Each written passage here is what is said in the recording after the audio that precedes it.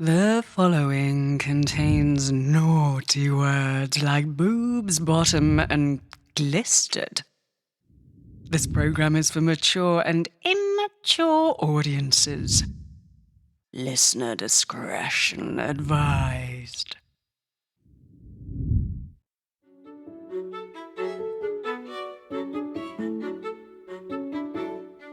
Hello, friends. Welcome back to Lusty Literature. I'm Julia Robertson. Today we're going to chat about Edith Wharton, the American Gilded-Age writer born into opulence who, like many an author, wrote what she knew. And who Edith knew were billionaires.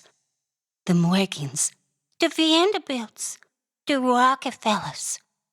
Corporate titans all who travelled the world and who'd never get on their knees to scrub a toilet bowl round its rim. They had uniformed staff for that.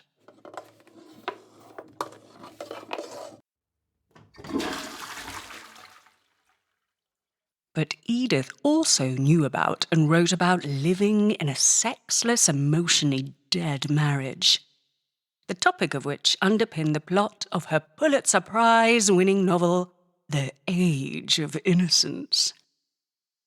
And Edith knew about having had an affair. Her poem, Terminus, that you'll hear today, written by Edith beneath warm, crumpled sheets in a London hotel, the morning after she and a notorious bad boy played "I the Big Ben" inside of her dusty belfry. But before we get to that, let's talk more about the author herself.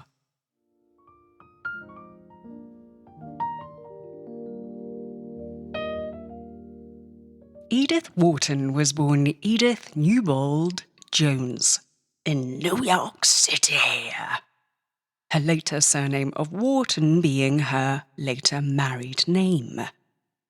Edith Jones was born in 1862, when the city's population had been roughly 1 million people versus 2 million rats.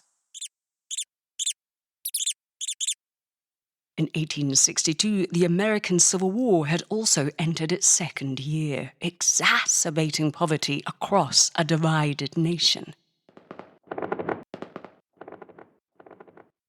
Yet as always in times of war, among some record profits were being made, particularly for Edith's great-aunts, Mary and Rebecca Jones, Manhattan real estate developers who reportedly were the Joneses, from that idiom, keeping up with the Joneses. Edith's other relatives, meanwhile, included one uncle who was president of the Metropolitan Museum of Art, and one of her cousins who later became referred to as the Mrs. Astor.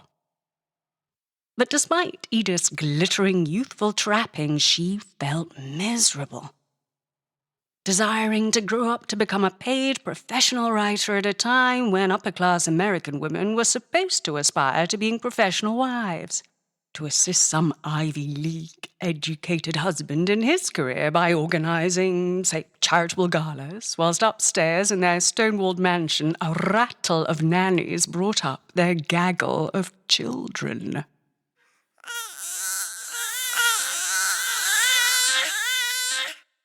When Edith turned 23, she did marry a Harvard-educated banker nicknamed Teddy.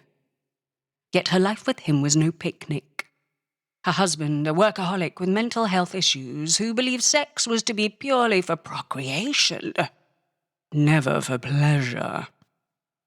On rare occasions, when the couple shared a bed, it's reported that Teddy's slumbering dormouse seldom ever ventured inside of Edith's cobweb passage.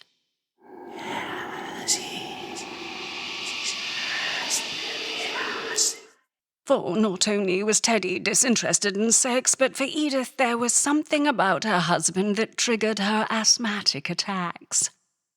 Her wheezing. The couple never had children, Yet this gave Edith time to write, her penning over 50 novels during her illustrious career, many of them written in her bed, her fountain pen in hand, writing tray on lap, her trusty Pekingese dog by her side, its tongue lolling, whilst Edith then tossed page upon page of her handwritten prose onto the floor for some secretary to then later type up.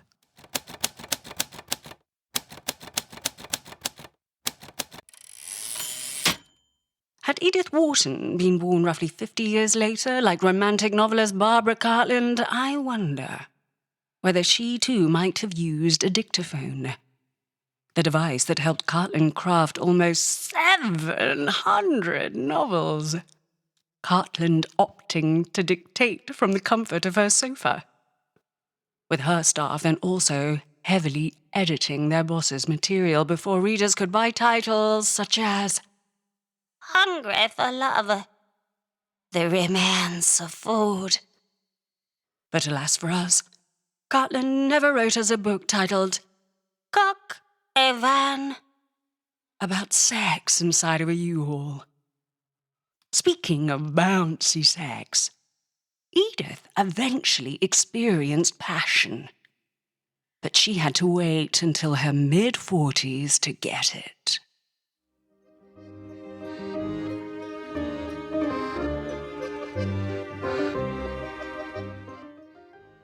In the spring of 1907, Edith Wharton went on a grand tour of Europe without Teddy. On this tour, she went to a party at the Parisian home of American writer Henry James, author of The Bostonians and The Portrait of a Lady. And it was at Henry's house, whilst she sipped drinks, that she met Morton Fullerton, a Harvard-educated journalist fluent in French, who offered to help Edith find herself a French magazine willing to publish her recent translation of her novel, The House of Mirth. Worth, Edith may have thought at this act of chivalry. For Morton Fullerton was also a dish. Literary critic Leon Edel describing him thus: a dashing, well-tailored man with large Victorian moustaches and languid eyes. A bright flower in his buttonhole. Yet Morton Fullerton was also a cad, renowned in Paris for having bedded countless women and men, so long as his conquests were both rich and famous.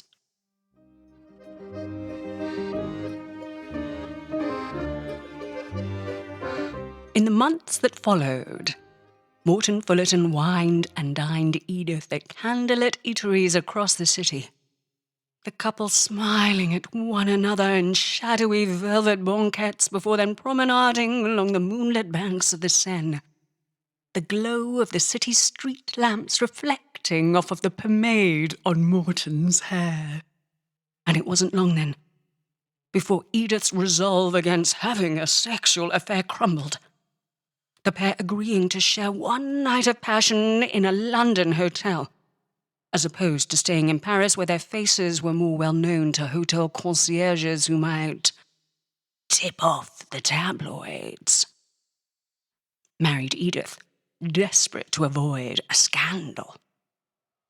The hotel chosen for their night of rumpy-pumpy, the Charing Cross Hotel, now called the Claremont. And it was in bed, in room 92, the morning after Edith experienced sex with Morton Fullerton, that she wrote the following poem, Terminus. Edith able to enjoy privacy to write the poem since Morton had already dressed and left the scene. Now please enjoy this reading of Terminus.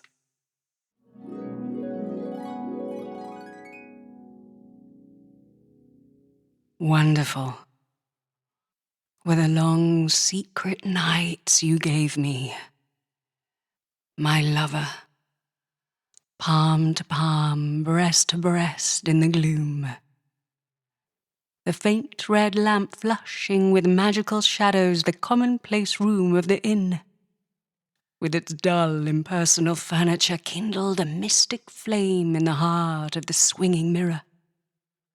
The glass that has seen faces numerous and vague of the endless travelling automata, whirled down the ways of the world like dust eddies swept through a street. Faces indifferent or weary, frowns of impatience or pain, smiles, if such there were ever, like your smile and mine when they met here, in this self-same glass, while you helped me to loosen my dress, and the shadow mouths melted to one like seabirds that meet in a wave.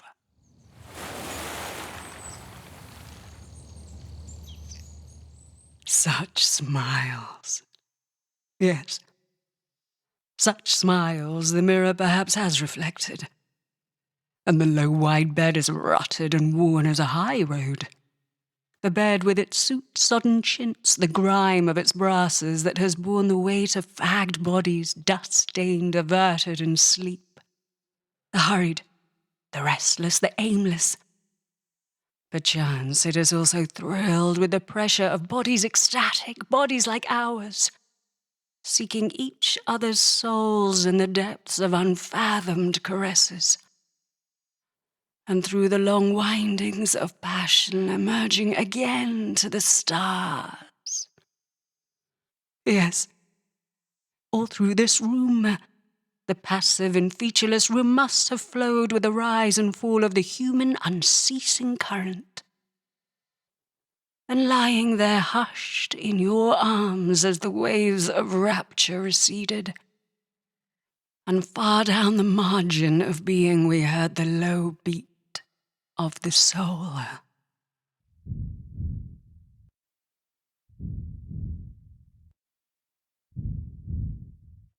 I was glad as I thought of those others, the nameless, the many who perhaps thus had lain and loved for an hour on the brink of the world, secret and fast in the heart of the whirlwind of travel, the shaking and shrieking of trains, the night-long shudder of traffic.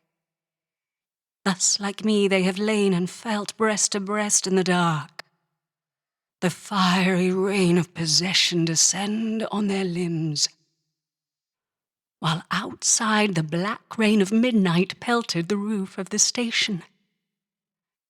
And thus some woman like me waking alone before dawn while her lover slept, as I woke and heard the calm stir of your breathing. Some woman has heard as I heard the farewell shriek of the trains crying goodbye to the city, and staggering out into darkness and shaken at heart has thought, so must we forth in the darkness, sped down the fixed rail of habit by the hand of implacable fate. So shall we issue to life in the rain and the dull, dark dawning. You to the wide flare of cities with windy garlands and shouting carrying to populous places the freight of holiday throngs.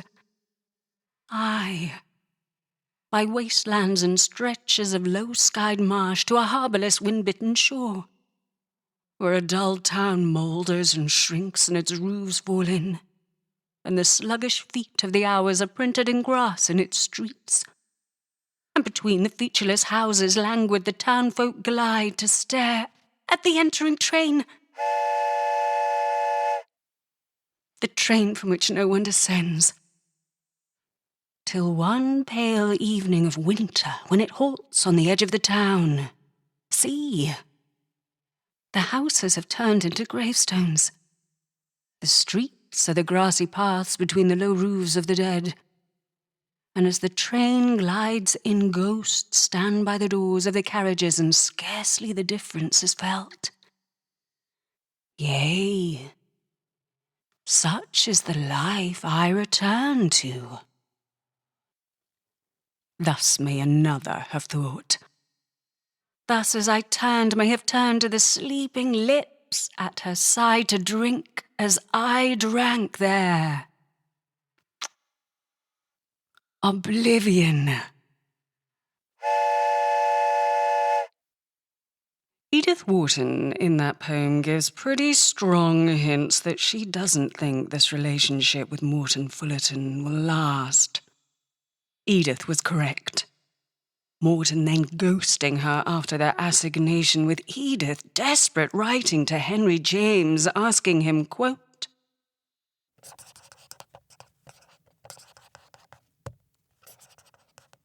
Dearest H.J., I beg of you, I urge you to help me. I don't know what's happened to Morton. He's broken my heart with his inability, or perhaps I should say refusal, to answer any of my posts. What could be hampering him? Do you know if he's ill? Or has he found someone else to love? Has he written to you this summer? Would he tell you if it were so?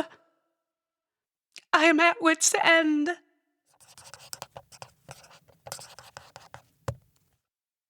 I don't know if Henry James ever wrote back to Edith with the truth that Morton Fullerton was an already engaged man who also happened to live with another woman to whom he owed a great deal of money.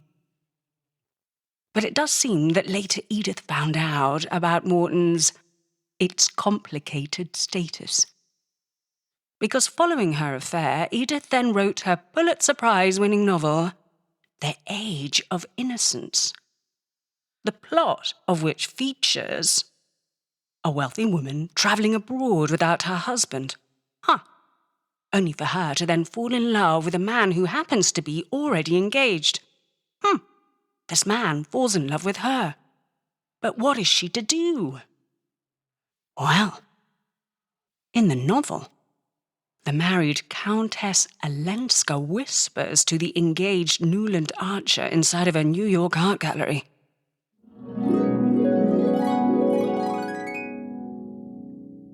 Don't let us be like all the others. What others? I don't profess to be different from my kind.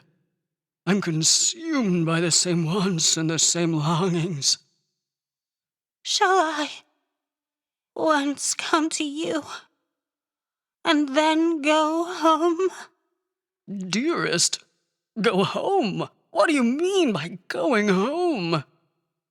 Home to my husband.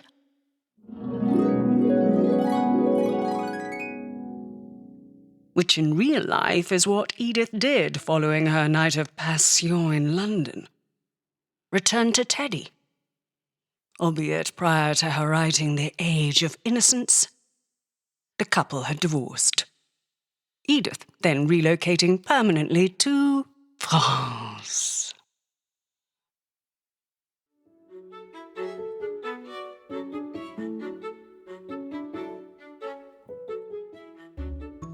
Thank you for listening to today's Lusty Literature.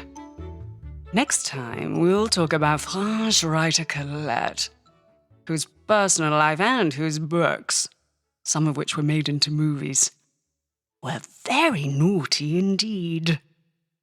Until next time, goodbye.